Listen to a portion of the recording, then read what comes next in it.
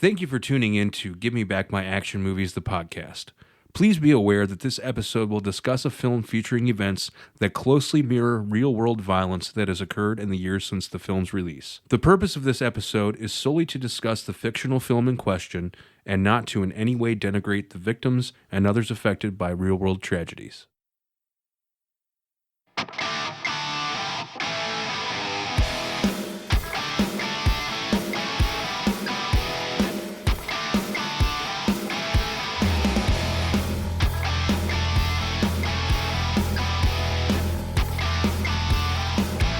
Hello, everyone, and welcome to another episode of Give Me Back My Action Movies, the podcast. I am Dan. I'm Charlie. And welcome, everyone, to the fourth episode here of Give Me Back My Action Movies, the podcast. Charlie, how you feeling today? I'm feeling good today, Dan. It's a special day. Today Or is almost a special day. Yeah, depending on when this actually dropped, but this is our holiday episode. Everyone, happy St. Patrick's Day.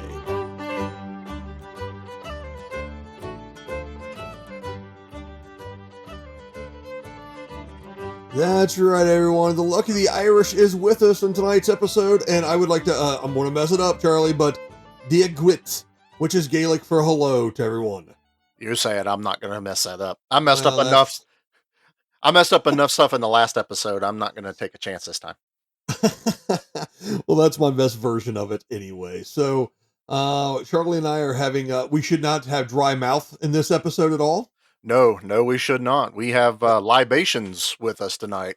Dan's on a bit of a dark stout with some Guinness, and I go for something a little bit quicker with a tad bit of whiskey to wash all of it down.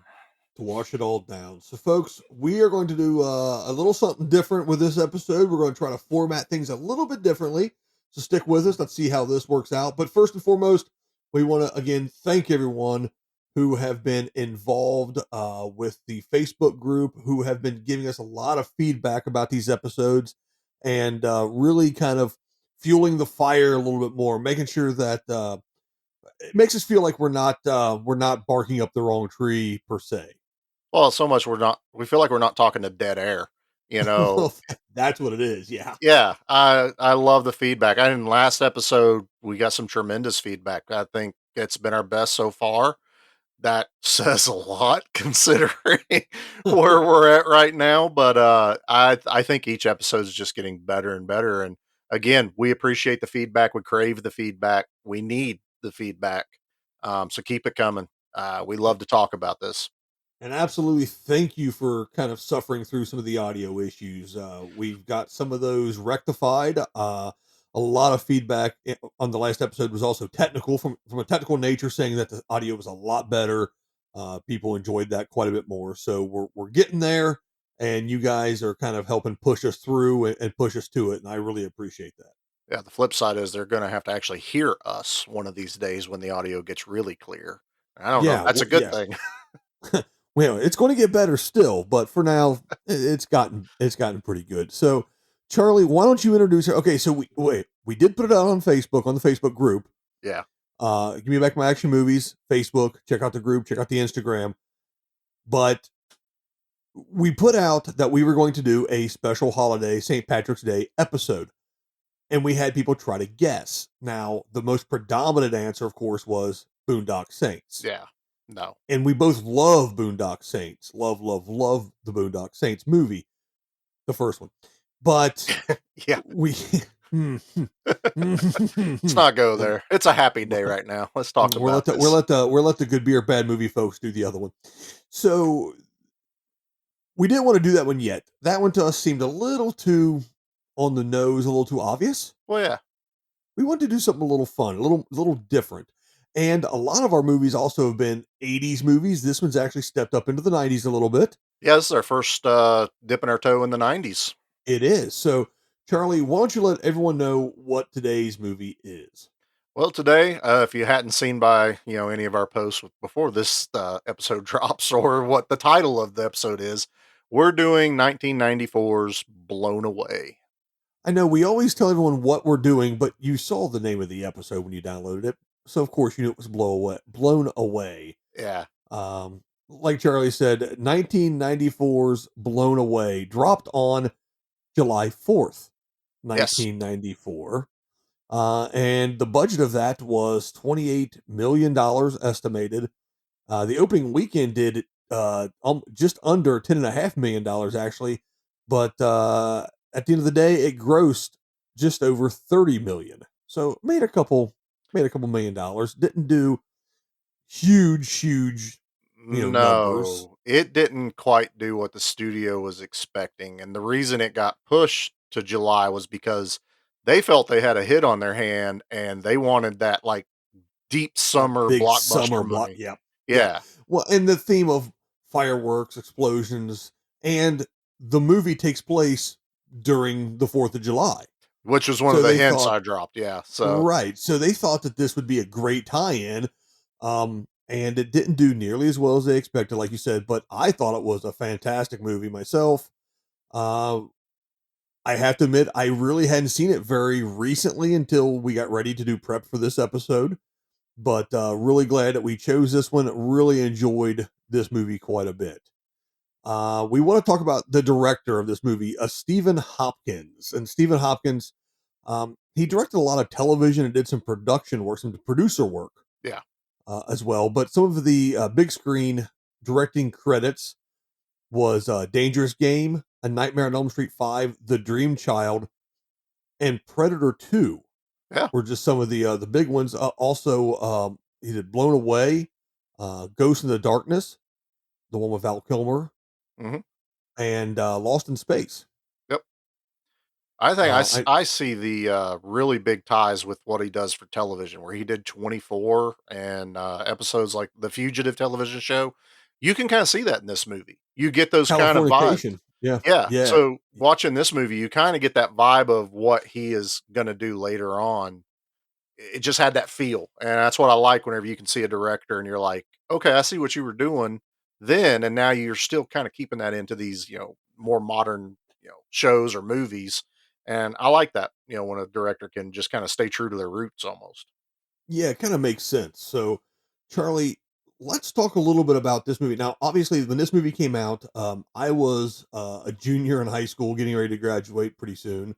The following year, you're a little younger than me. Yeah, I was Were you in? 14, You were 14. Okay. 14. So, uh, what is your first recollections of this movie, you think? This one's I definitely didn't watch it in theater. I probably watched it as soon as it got on VHS. This is definitely one of those, like I've talked about, dad would rent his movie. This was probably one he picked up because, explosions, bombs, Tommy Lee Jones.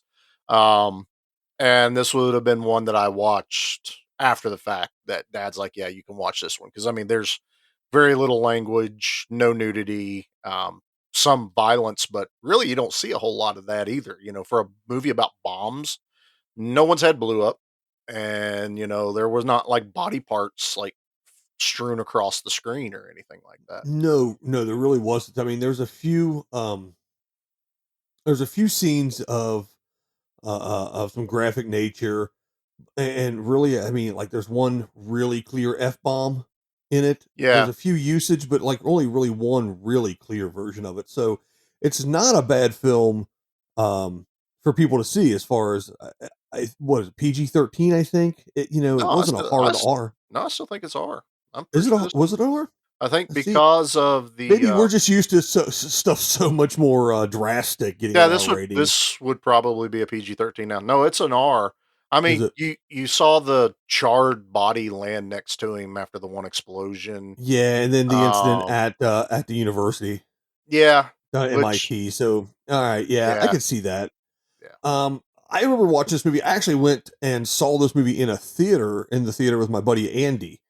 Nice. We went and caught this one, and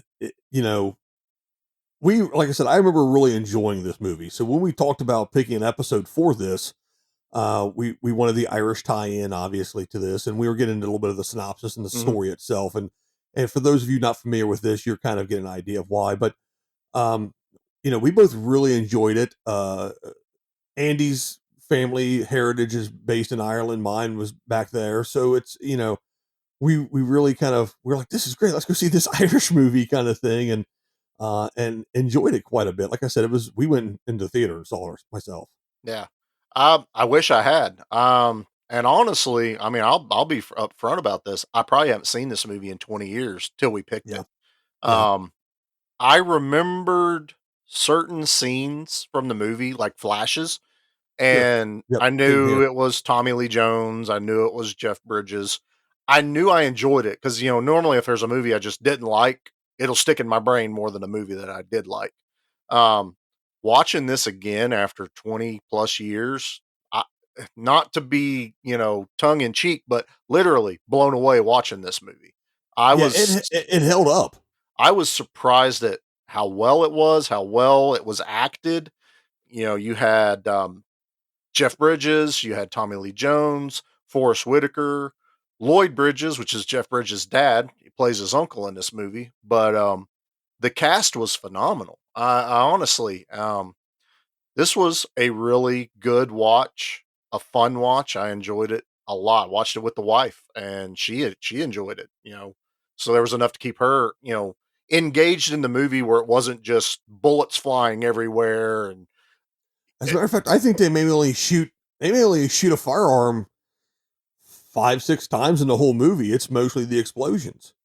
yeah, they shoot Um, the shotgun at the the explosion. shotgun, pistol in the hot tub. This does he shoot it? Uh, Yeah, he does shoot it yeah, in the hot tub. And then he yeah, pulls the gun, but never yeah. fires it. No, there's not a whole lot of gunplay in this. Again, like I said, a lot of explosions. Yeah, oh yeah, explosions. You get what the title says. That's Oh for yeah, sure. and you were talking about the cast. There's an uncredited Cuba Gooding Jr. scene in this movie as well. Yeah, that was kind of shocking to see. You forget when you're watching these movies back, from the 90s and you're going, "Hey, there's Cuba Gooding Jr." I mean, it's an Academy Award winning actor. He has a 30-second bit part of a non-named uncredited character in the movie. Yeah, it was wild. So, uh, yeah, I really enjoyed this one. Let's go ahead and start with a little bit of a. I'll go ahead and give you a quick rundown of the story plot. So, again, like every episode, spoiler alert: if you haven't seen it and you want to see it first, cut us off for a minute, go watch it, come back, we'll wait because this is just I recorded. am You can I just am pause it. gonna recommend that. If you haven't watched this yet, because we're obviously gonna talk about the ending, go watch this movie. It's Yeah, there's a lot of suspense to this movie. There is. It's not like there's a huge twist at the end like some movies, but this has a very exciting ending that go watch the movie. That's all Yeah, I can say. Go watch the movie, yeah. then come back and listen to us. So okay, so it starts off. Okay, so the movie basically is about a man named Jimmy Dove, and Jimmy Dove is a. It all takes place in Boston. It's all filmed in Massachusetts, whether it's Chelsea or there's some shots at MIT, Fenway, and it's all filmed in the Boston area basically. And he is a police officer for Boston, specifically on the bomb disposal squad. And his uncle Max, he was a cop as well, and they are Max is very I'm from Ireland. He talks with an Irish accent, Mhm. played by Jeff Bridges or Lloyd Jeff Bridges. Bridges is that Lloyd Bridges, thank you. And he's his uncle, and it is anyone that knows about the Boston area, very Irish population anyway. So he is there on the bomb squad, and come to find out, he is now bomb squad members are being killed deliberately. He decides that he's going to quit, retire off of the bomb squad because he wants to marry this girl that he's in love with and help raise their daughter and be a family. So he retires off the bomb squad, and now bomb squad members are getting killed deliberately in these bombs. And he wants to figure out why, what's going on. Well, come to find out, the person that's doing it is going after him because the whole time Jimmy's real name is Liam Yeah. because he actually was raised in Northern Ireland along with Tommy Lee Jones's character, and they weren't in the IRA, the Irish Republican Army, because they say that Tommy Lee Jones' character was too radical to even be Garrity. in the IRA. Garrity, yeah. Yep. And so Garrity was a bomber. He was an expert bomber. And Liam, he he was a follower of his. But as they were getting ready to detonate a bomb in a marketplace and kill hundreds of people, Liam had a change of heart and went to stop him. The bomb went off early, and fellow members of the group were killed. Liam escaped, went to Boston to go live with his uncle, presumably, and become a cop, changed his name and everything, his identity. Whereas Garrity got arrested and thrown into a prison in Northern Ireland, which is a castle, by the way. This is my favorite. My absolute favorite. And he spends 20 years in prison until he finally stages a breakout at the beginning of the movie, essentially, by making explosives and blowing up a toilet and escaping. And as he escapes, he makes his way to Boston and finds out that his old pal Liam, Jimmy Dove, is now a bomb squad disposal expert in Boston, and he goes after his crew for revenge. So that's the entire premise of the movie. Now, as that's going through there, like I said, and he's killing off members, and he retires and gets married, and he brings on a new partner that he has to train. And this new partner, he really rubs people the wrong way. Real cocky, real brash, and he has to train this partner. And come to find out, the partner kind of figures out what's happening. They end up actually working together to try to figure out what's going on. His partner's played by Forrest Whitaker. So this is 2 Forrest Whitaker movies in a row now, I guess. Yeah, a little carryover. I noticed that too. This is now the Forrest Whitaker podcast. So, so they basically, it kind of end up working together a little bit to try to track down Garrity, figure out what's going on, and bring him to justice. So that's the quick synopsis of the whole film. That's the basic storyline of it.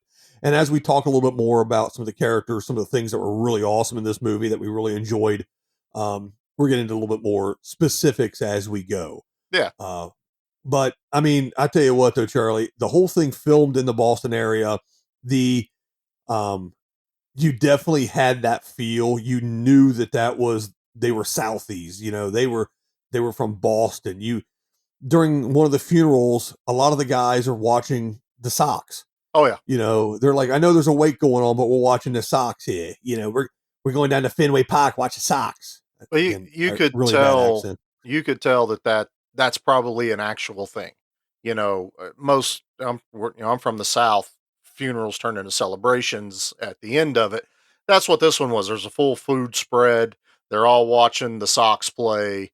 They're Very all like wake heavy. yeah, very wake heavy. And the Boston accent is strong in this movie. And I appreciate that. They filmed it in Boston. You can tell, I'll go ahead and say now, Tommy Lee Jones's Irish accent is a little jarring at beginning, but I figured out why as the movie progressed. As the movie progressed, I got okay with it. But because I already had an idea of Tommy Lee Jones and how he talks, and he is such an iconic actor that how he sounds, what he does, and you hear this and it's a very Irish, Northern Irish accent. And I feel like he did great with it. At first it was jarring to me. Like just hearing him talk was like, I don't know if I like that, but later I did. Yeah, so when he's in the prison, he is, like he said, Northern Ireland, and his cellmate gets taken to the hole and he comes back. And he and his cellmate are talking, and some of it is actually in Gaelic. But here's a little clip real quick as he's talking to his cellmate. Backlash. You like to fight. It's your nature. So just a real quick clip of that. It's not awful. No. I don't think it's one of the worst. I mean, it's certainly not Tom Cruise and Far and Away horrible. No, I've heard a lot worse. It was like I said, I think as the movie progressed and then I kind of got, involved in the movie, it was just breaking that mental block of how Tommy Lee Jones is supposed to talk, after you've seen him in Under Siege or you see him in, Right. The I mean, Fugitive, even in stuff like that. Fugitive or even, Batman Forever, he still sounded like Tommy Lee Jones in that movie, just a bit more maniacal, but that was Under Siege Tommy too, Now that's later in this movie though, he does do um an American accent. yeah. So it's Tommy Lee Jones, but it's a weird variation of Tommy Lee Jones. Hey everybody, really kind of a high pitched, weird kind of voice he does to He's throw off. he is a unique character in this movie. He's a I'm very and yeah, I mean just it's as how he portrayed him of yeah, being he's somewhat maniacal in this. You got a little hints of um almost like a Joker feel, manic. very manic in some forms of this. He there's some emotion in this this we'll get to that scene Yeah, with Mick, or not Mick, but Max. Max and everything, and you see some emotion there and stuff from what's going on. And he tries to I think the character tries to hide all of this psychotic nature with, well, we're doing it for the cause, we're doing it for Irish rights and stuff. So those of you that aren't familiar with the IRA or what the IRA was, it's a lot better now, but essentially Northern Ireland was very British heavy, and the IRA was a paramilitary organization that tried to bring British rule to an end in Northern Ireland and get Ireland to reunify essentially. And they ended up being domestic terrorists essentially. I mean, I'm sure there's some that would debate that fact, but And we're not you here to do know that. we're not here to do this. I knew a man once who lived in Ireland, and he said that it was a way of life that you would go out on a Friday night and some of your friends may not come back. That's how it was there. Yeah. So I think Tommy Lee Jones's character uses the rhetoric of the reunification, the IRA kind of beliefs to mask his insanity of being a mad bomber. And they even say in this movie at one time, he wasn't IRA. He was too radical even for the IRA. Yeah, Um, I have to appreciate the fact that they actually say mad bomber in this because that's pretty yeah, much what he personifies. He is a yeah, mad bomber and he's a little loose in the head. I mean, sure. obviously a genius when it comes to these things, and to the point where he even talks that making a bomb is like creating, he has Hmm. such an aversion to guns even. So it's not about killing so much or just murder and mayhem. It's I'm creating destruction by creating something, you know? Yeah, like, and he's a genius. He makes his own ammo and things. He just, Yeah. this is what he did. And like I said, it's I think the level of hiding, if you watch it, you can kind of see that there are moments where he talks about the rhetoric and you talk about the calls and you talk about this, and Jeff Bridges' character is like, the calls is this is BS. It's not Yeah. about the calls. It's about your bombs. It's about your love for these things that you would make and stuff. And Tommy Lee Jones is kind of like, well, yeah, they're beautiful, aren't they? Yeah. It's pretty wild, the level of character that There he is. makes. And you talk about Uh, that, and that makes like Lloyd Bridges is kind of like the flat line across this whole thing. Even Jeff Bridges' character Liam, he's struggling. He faces bombs for his job for a living. but it's his pittance. He's paying pittance, and they play that really well too. That you see the struggle he has even in the midst of defusing a bomb. He's having flashbacks to the bombings in Ireland, and it's really tearing him apart. And he goes to his uncle for clarification. And he even goes, when did you know it was the right time to get out? And his uncle looks at him and goes, the day I asked that question Yeah, was and he tells him, he goes, "You've paid your pittance. yeah, You're done. You can now, this is your." And he says, "Well, I don't feel absolved." Yeah, he So says that directly. I like that line. yeah, so you really got those emotions in there, and like you said, and then Max, his uncle, just plays. He's the even keel. He's like, I'm an Irishman. I'm here. I was a cop. Now I'm living the retired life. Everyone just kind of be cool, just be chill. And he goes on and tries to figure out um, who the Mad Bomber is and where he's at and all this stuff. Because Jeff Bridges, he gets a phone call from McGivney. And he tells him, he's like, oh crap, okay, I know what's going on now. Yeah, And he Garrity goes and calls him. talks to Max Garrity, and he goes talks to Max about it, and then Max gets involved essentially when he tells him not to. But this movie, I want to keep back real quick on one thing you said. You're talking about the accents, the Boston accents. I want to play a little clip here, and this is when Jimmy Dove has already retired, and he's teaching a class on bomb disposal, and he's teaching the recruits about a landmine called a bouncing Betty. Yep.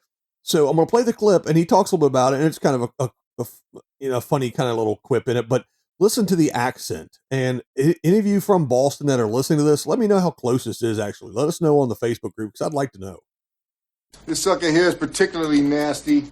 It's called a bouncing Betty. It's buried in the ground. It clicks when you step on it. When you step off, it jumps up to crotch level and blows goodbye to whatever brass balls you think you might have. I want to know how close that accent was because he actually held it pretty well through the entire film. Yeah. So, I want to know. Actually, if you listen a little bit and I don't know if it was on purpose, but it kind of would have to be because neither of these accents are natural to Jeff Bridges. No, they're not native. Yep. He picks up a bit more Irish later in the movie. Yes, he does. He gets a little Irish in him. He does speak some Gaelic back to Tommy Lee Jones's character at one point too. Yeah. And there are a few drops of Irish and accent. It's almost right when he tells his wife, "Hey, I'm not Jimmy Dove. I'm Liam, whatever his last name was." I think it is. I think it's McGivney. I think because it might be McGivney. That does. I think sound that's where I about screwed right. that last name up. Yeah, But and it was almost at that point. It's like now that whole facade he was, covering up his original self is now cracking. And Liam is basically coming out instead of Jimmy Dove. right. And I have to think he was playing it that way because, again, it would be odd to bring in two different accents that aren't native to you. Yeah, and he's such a good actor. And this movie, I think, was done so well.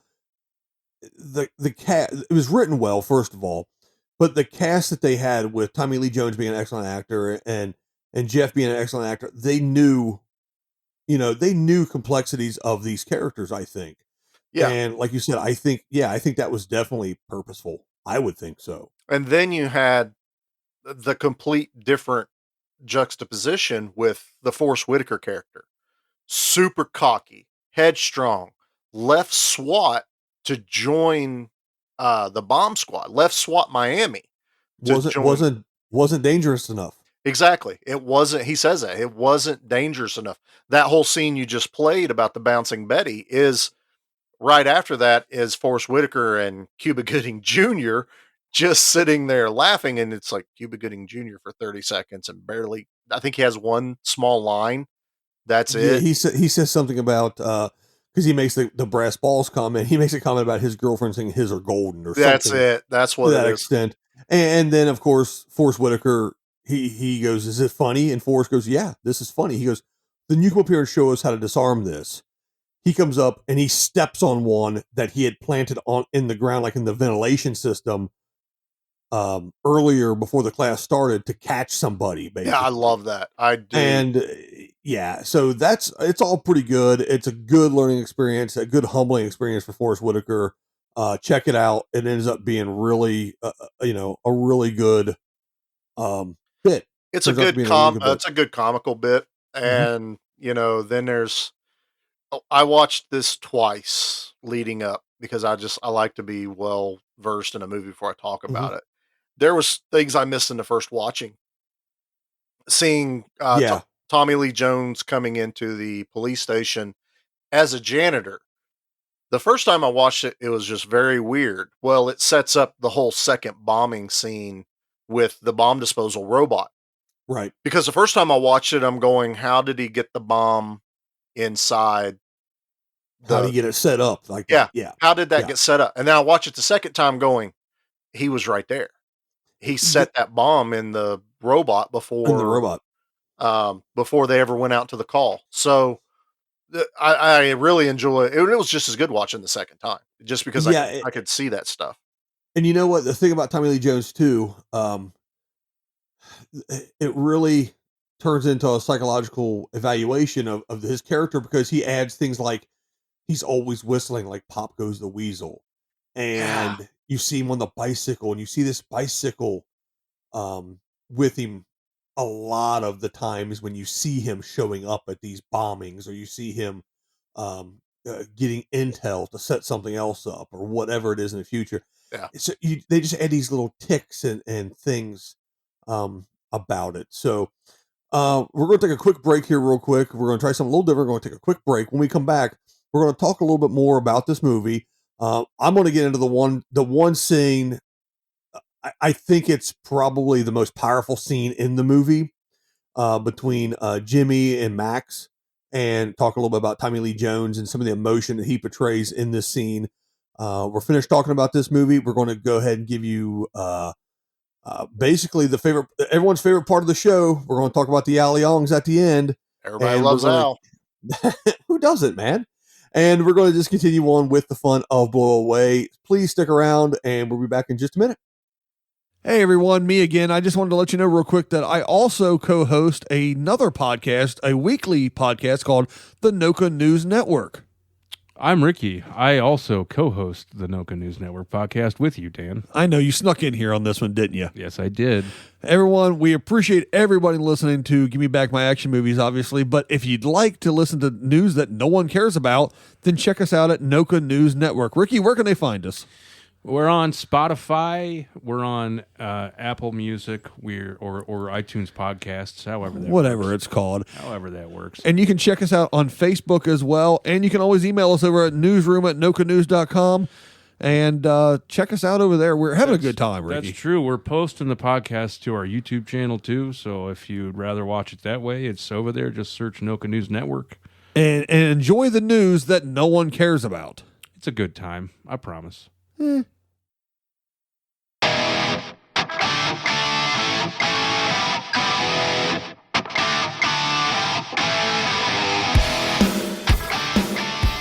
All right, everyone, welcome back to Give Me Back My Action Movies, the podcast. Thanks for sticking around. We're talking about the 1994 classic Blown Away. And, you know, Charlie, like we've been talking about, this movie really well made, something that we hadn't seen in a while when we chose to watch this one again. Really glad we had. And one of the reasons I really loved it so much was the casting. Yeah. They did a great job of connecting family emotion by getting father and son in this movie.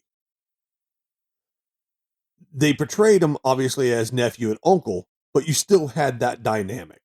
Well, because they were. Because they're family, yeah. So, well, they're father and son in exactly. real life. So it wasn't a stretch, but it was a well done.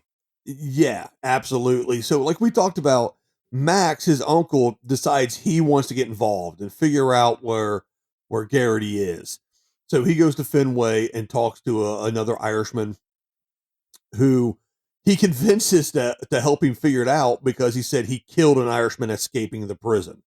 And at that point, that's when the hot dog vendor, his informant, oh yeah, he flips a switch. He's like, oh, okay, well, make sure you give the bastard what for me for killing a fellow Irishman. And he ends up going to the pub where Tommy Lee Jones is. Yeah. And he thinks he's being slick the whole time, and they have this really good dialogue. And they both order a pint of Guinness. And Max goes to the men's room in the back to call Liam and let him know that he found him. Yeah.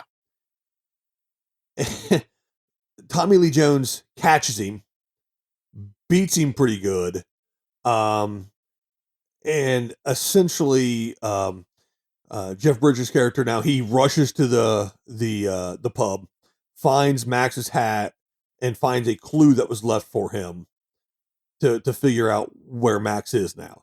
Yeah. So Max is now sitting on a merry-go-round in a playground, Mhm. and he's done up with a bunch of C4, and he has this contraption strapped to his arms that if he stands up, this little ball will set off the explosion. Yeah, if he goes like left or right or really any kind of movement because he doesn't know where the ball is, it's Right. just there. And honestly, no one even Jimmy doesn't even realize it because he's like he just tries to get Max to just stop Yeah, moving, all the whole thing. yeah.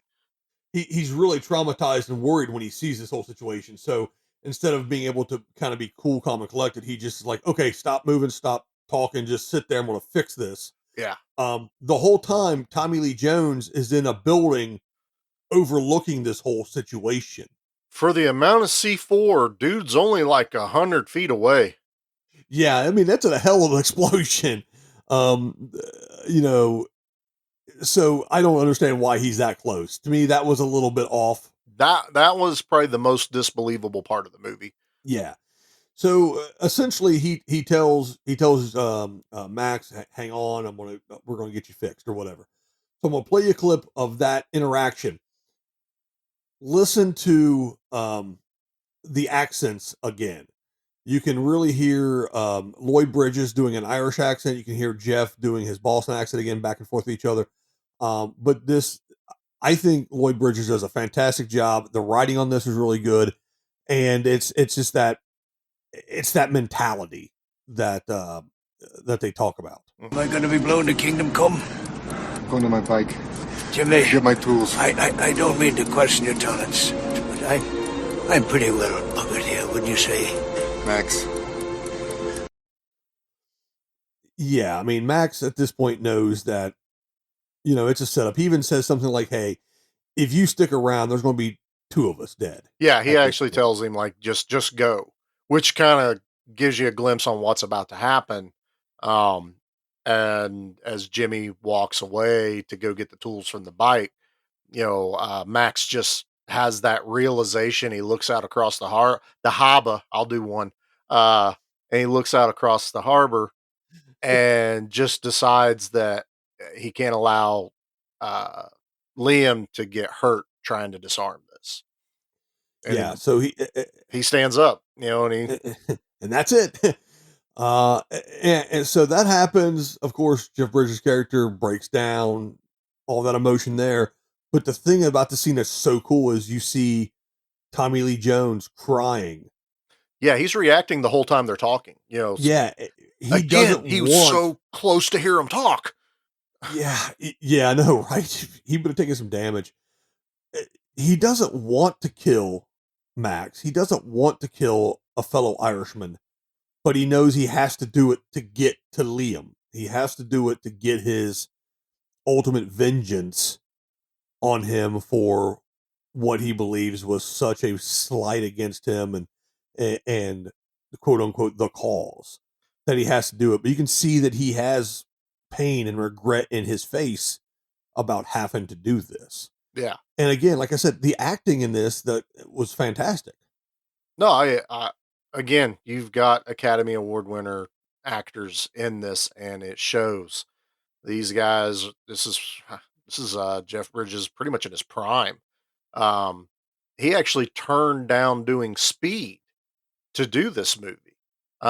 He was a forerunner ahead of, it didn't say whether it was for the Keanu Reeves role or the Jeff Daniels. I would almost think it would be the Jeff Daniels because I swear those two are almost interchangeable to me sometimes in my mind. Yeah.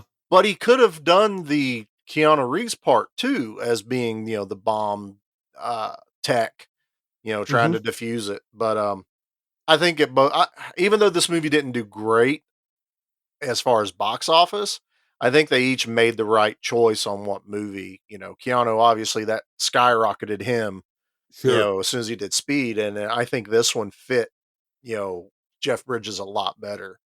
Yeah, I mean, just 4 years later, Jeff Bridges is the dude. Um, Yeah.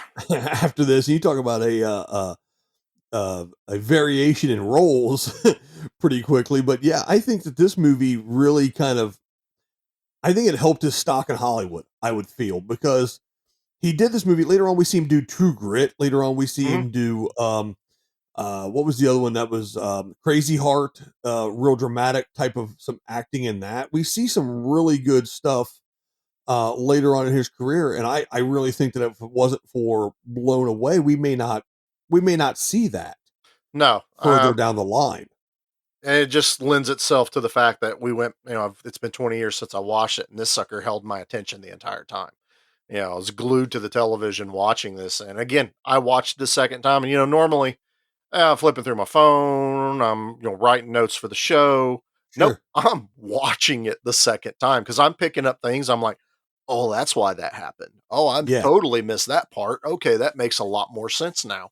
Yeah. Fantastic. It was put together well. One of my favorite scenes in this whole movie is, um, Charlie alluded to the bomb disposal robot exploding Yeah, and end up taking out a couple more members of the squad.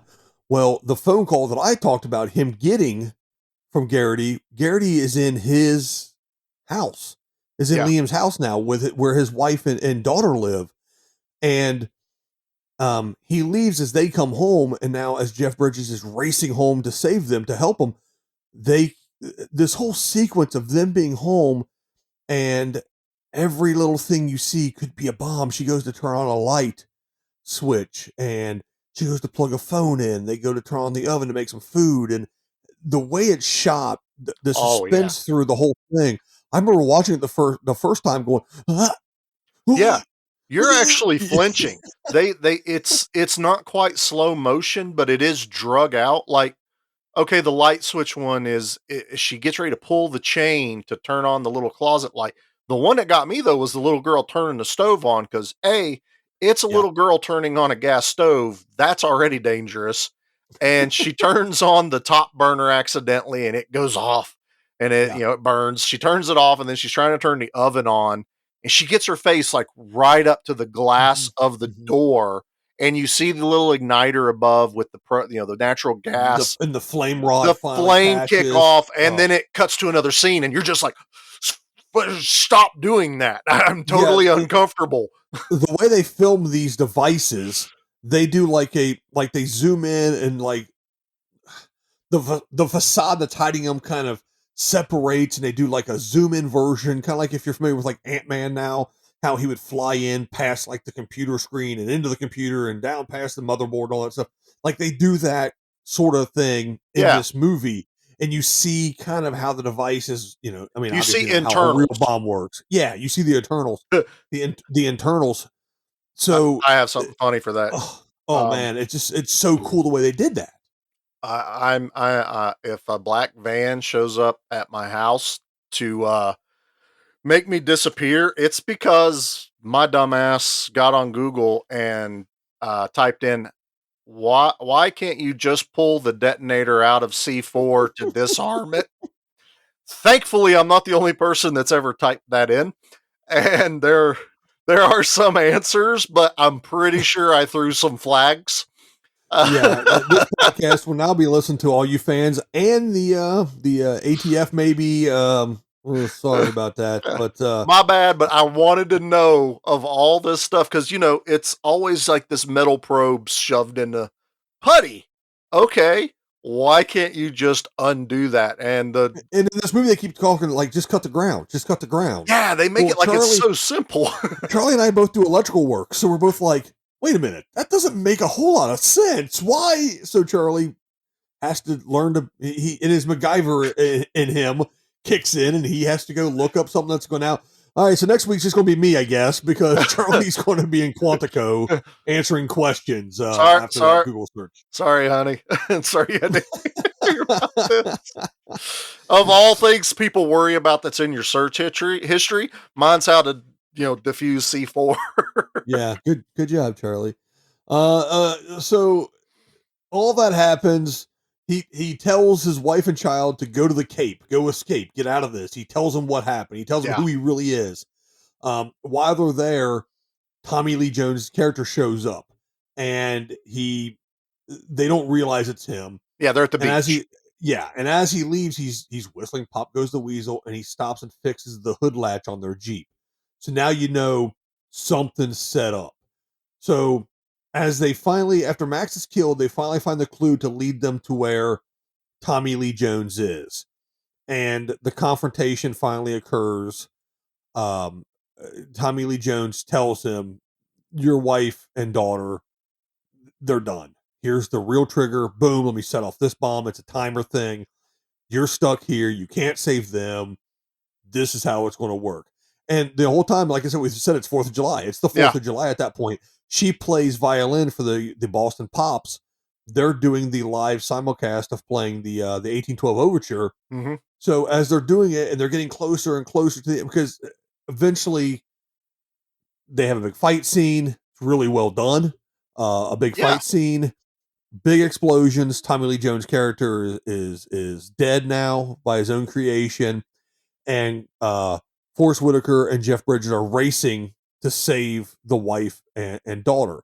So before So, you go, before you go go too ahead, go further, ahead. I want to Yeah. I want to elaborate just real quickly on this particular scene because Very Rune Goldberg too. A lot of these machines are very Rune Goldberg he esque. buys this kind of cheap knockoff looking Rube Goldberg marble thing earlier in the movie from a kid, kind of a little Looks like something you get in the Mousetrap game. or something that's at the doctor's office for the kids to keep them occupied in. That's exactly what I thought. So, come to find out, he can't just make a bomb that you hit a switch and it goes off. He made this Rube Goldberg esque bomb inside this old ship that he's been hiding out in. And he has Which, by the rigged. way, wouldn't you want to just hang out in an old ship like that as your home away from your escape I thought home it or was something? awesome. There's So cool. there's like a diesel engine that's tore apart and they kind of keep the camera on it a little too long. So you realize it's part of the bomb at the end. And so you see all this. And then in the meantime, he's called Forrest Whitaker. And this is Forrest Whitaker is probably my second or third favorite character in this movie. But this one scene, even when I watched it the first time, I'm like, holy shit, what just happened? They're fighting. Lloyd or Jeff Bridges and Tommy Lee Jones, they've fallen like God 20 feet down this shaft. Decks Yeah, down to the shaft of this ship. Yep. handcuffed to each other, and Jeff Bridges is just kind of hanging by his arm. Well, an explosion happens in this giant ball of fire, and Forrest Whitaker runs out of the ball of fire, just out of nowhere. And I'm just like, what did I just witness? It A wasn't. very on your left moment. It was. And I was like, ball of Yeah. fire, Forrest Whitaker run right through it. And then shoots the handcuff, carries Jeff Bridges out, and Tommy Lee Jones dies in the explosion. There's still 15 minutes of the movie left to go. Yeah. Yeah. The main bad guy is dead, and you still have a huge climactic ending to this movie to go. Because even though he's dead, one of his creations is still alive, and he has to deal with that now. Yeah. And like I said, as they're racing to save them, they're playing. They're getting towards the end of this song, and everyone knows Yeah. the dun, dun, dun, dun, dun, dun, dun, dun, dun, And they're type in a huge amphitheater. There's Yep. fireworks supposed to go off. There's a huge crowd. So you're wondering, because we've watched action movies, we've seen V for Vendetta, that when that last note gets hit, the fireworks are supposed to go off, and you Boom. expect the bomb to go Right. off. So that's Well- that tension you have in your chest as they're racing. Yeah, because they're not close. The song's almost over. They're in the brightest yellow Ford Fox body Mustang I've ever seen, and Forrest Whitaker having the time of his life driving it as fast as he can. That poor little thing's just straining. And Was it a 4-cylinder? it had to have been because it wasn't going that fast. But they get to it and the song ends. The fireworks are going off and no explosions happen. And the daughter and the mother, the mother's like, let's get out of here. And, you know, she's stressed because her husband's chasing this mad bomber. They've had to hide from their home. She knows that the guy she met at the beach is the bomber. Yeah, she finds out. Yeah. She saw it on the computer screen when Forrest Whitaker had it pulled up. So she already knows something bad that he knows who she is.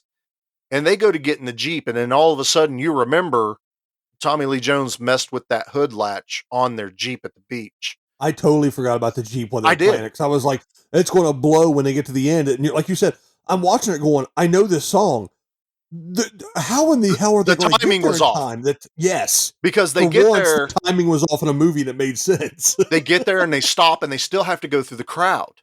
And they are just fighting their way through. And then he sees her get into the Jeep and start to take off. And he finally, he gets through the crowd. He steals a motorcycle, which is freaking awesome, and chases her down the road, gets up to the window and is like, don't hit your brakes.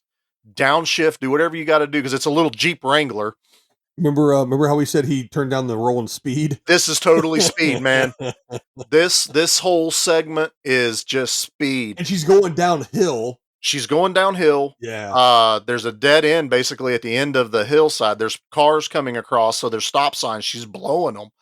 And he has to jump from a motorcycle onto the canvas top of the Jeep. And I swear to God, I busted out laughing when both times it happens, because the little girl's in the car. Well, he jumps up on top of the Jeep, crawls his way up to the front, pokes his head down through the passenger window and goes, hi. It just is like, hey, how you doing, honey? Can you get in the back seat for a second? And I tries to be cool. Yeah. He really does. And the bomb is actually like up under the dash. And if she hits the brake, it's just boom, it's gone. And there's safeties rigged to prevent him from stopping it and everything. It's very speed. Yeah. So and speed was 94, 95, I want to say. I'll look it up. It up real quick. I'll just keep going. But she has to dodge vehicles. He's up under trying to defuse this thing, and she's getting to the point where she has to hit her brakes or they're going to crash and pretty much die because of the impact. And Tommy Lee Jones has it rigged up. And again, this very maniacal, crazy kind of mindset. He has to use something else with the bomb, and it's this little wind up toy. And Jeff Bridges just kind of has this F it moment and grabs this thing and crushes it in his hand, and it diffuses the bomb. She can hit the brakes. They still kind of crash, but it's not what it would have been. Go ahead. So, there might be a reason why Blown Away didn't do so well. Don't tell me. Speed came out June 12th. Oh. They put it out quicker. So Speed was a budget of 30 million, and its opening weekend made 14, but worldwide made 350 $1 million. Oh my God! So those people it would appear rather that the 20th Century Fox snaked the fine folks over at who made Blown Away over at MGM, and yeah, that's I would guess that's probably why I didn't do so well, because we had already seen this movie. Yeah, a month before. Yeah. Whoa, I didn't even dig that far into it. Yeah, it's wild. I know. I saw that. I went, ooh. I saw the same year that I scrolled down and went, wow, June 12th, huh? That's cold blooded. That's Hollywood, man. That is, man. That happens. So when we make our own action movie, let's not do that to anyone else. Yeah, let's not. But that happens a lot, though. You get a lot of the same movie, 3 or 4 versions of the same theme of a movie. Well, there was like 5 years of underwater alien movies, or it felt like 5 years, but it probably was like 2 years of like Deep 10 Star movies. 6, Abyss, Leviathan. Yeah. Half a dozen others that probably never even made it to theater, but were out there. Sludge would know. Sludge could probably rattle them off top of his head. Real. Oh, Deep Rising. Can't forget that one. Good old Treat Williams. Wow, that's shocking. I'm still kind of taken aback by that. Yeah. And then, like you said, he crushes it. They get out. They're fine, essentially. Yeah. Forrest Whitaker goes, okay, Liam. And now Jeff Bridges is like, what are you going to do? He goes, I'm going to tell him the truth. I tracked him down. I stopped the mad bomber. I'm the hero. He totally takes it all. I love that. And Jeff Bridges goes, cool, and throws him his belt and said, I'm done. Yep. And that's pretty much the end of it. And it's just, you go, wow, they actually figured a way out to wrap this whole damn thing up with a bow. They really going to did. do it. It kept him in the clear. It didn't put any kind of because I'm sure he was wanted Sure. in Oh yeah, Ireland, and Liam was wanted. Yeah. yeah, he was wanted. So, and Forrest Whitaker had that over him, but hey, I get the glory, you get a family, basically, kind of thing. Yeah, yeah, and he realized he was trying to make right type of Yeah. thing, I think. So, well, Charlie, this was definitely a little different than some of the other movies that we have covered. Some of the ones that people may think were like, oh, the classic VHS action movies, 400 rounds out of a six shooter, and Yeah. a big muscled up beating the crap out of everybody. This was the common man. This was kind of that. Stuck in an extraordinary situation. This is the start of the common man type action heroes. Yeah, they're That's very where much John McClane type of action hero genre or trope. well, you started getting movies like the Clear and Present Danger movies. We just talked about Speed, Yep. The Fugitive, things like that. Those movies started to kind of get more traction as they went. I do have to bring up one thing, and since we're talking about how this wasn't Yeah. what we call an action movie, it had a little tiny action movie throwback in the movie that did. Max's uncle is driving around this beat down green El Camino that I swear my dad probably owned at one point because he owned half a dozen. And it's driving off and it kind of zooms in on the tag. Well, the guy's name's Max. Well, the tag on the car says Mad Max. And I'm Mad just Max. like, oh, it says Mad Max. So there is a little bit of our action movies in this movie, but Yeah. it didn't diminish this movie at all. It No. really didn't. I thoroughly enjoy this one. I recommend it to anyone. Yeah. It's yeah, on Prime very right good. now. Who knows if it will be when you hear this, but Yeah, as of right now, as of the time of recording, it's on Amazon Prime if you have the chance. Charlie, let's go ahead and get to the everyone's favorite part of the show, rather, the time when we sit back in our infinite wisdom, and rate the movie on the Give Me Back My Action Movie Al Leong scale of excellence, it's my ranging turn. from 1 Al Leong all the way up to 5 Al Leongs. So I think it's my turn this week. I think it's your turn, Charlie. Where do you rate Blown Away? Man, this one's probably more difficult for me to think about because this movie was fantastic. Flat out, there was nothing really in this movie there's one thing in this movie I didn't like, and I'm gonna ding it for it. And we didn't talk about it, but U2 is in the soundtrack. Yeah, Charlie hates you too. I hate U2. When I first mentioned this movie, we were talking about the Irish movie to do for this one. I went, "Hey, let's do Blown Away." You went, "Yeah," and I went, You and knew. That's when you went. Oh, wait a minute. Yeah, I had to think for a second. But so I'm gonna ding it for that. But I think I'm gonna give this 3.5 Alliangs. I think Okay. it's just high enough. I got to reserve those 4s and 5s for what I consider to be our action movie, type of hierarchy. What would you put this on the 10? Let's do a 10 recommended list. The 10 action movies of the VHS era, late 70s, 80s, early to mid 90s. Would you put it on that top 10 list of movies that you have to watch? Not top 10, but you could make an argument for top 20. Okay. I think there's enough movies out there that I don't feel like this can bump it from that genre of action Mm-hmm. because while it's a great movie, while I do consider this an action movie, it doesn't have all of the little tick boxes that we would normally have of, what is required to be an action movie. This one, it could have an argument for even being a drama, but it is action heavy, which what keeps it as an action. It's Now- actually, drama, action, suspense. Yeah, For sure. it definitely Yeah. has that. Like if they toned down just a little bit of one aspect of maybe the cockiness of Forrest Whitaker or the maniacalness, the craziness of Tommy Lee Jones, it maybe would have edged itself closer to a drama with some action. But I think this one is a action drama that it's a 3.5 Al Leong, which is over half. I feel like that's still a good rating for a movie. I recommend anyone to watch this. Yeah, I'm actually going to give it. I think I want to give it a 4. Okay. I as much as I love the heavy cheese 80s action flicks and some of the unrealistic stuff, like some of the movies we will talk about eventually, obviously. Yeah, yeah. I like this one. I like a little bit more of the realism when it comes to just my preference of movies. And I'm also looking at this now as a 44-year-old watching this.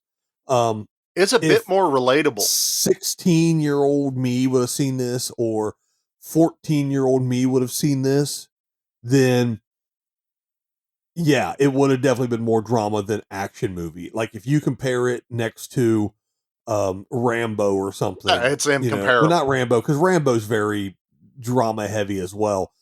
If you compared it to, like, okay, let's say Running Man.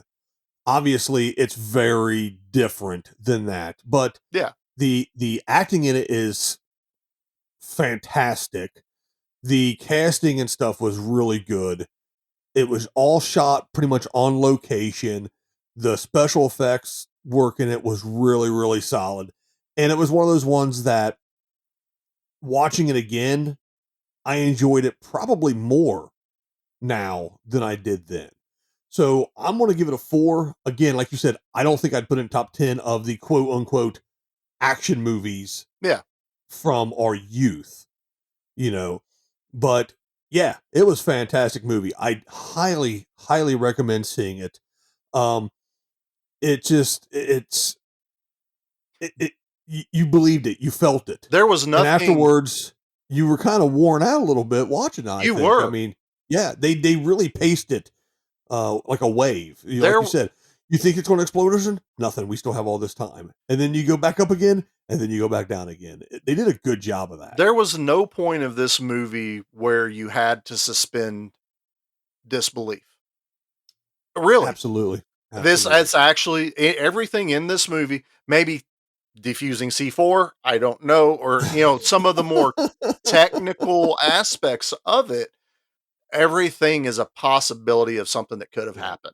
Yeah. If you want to stretch your mind, even Speed was that way, except for the bus jump across the gap. Yeah. But it could. That was the Hollywood section. It was. And maybe that's what this one needed. Maybe the Jeep needed to jump the hobba. Dang it, I did it twice.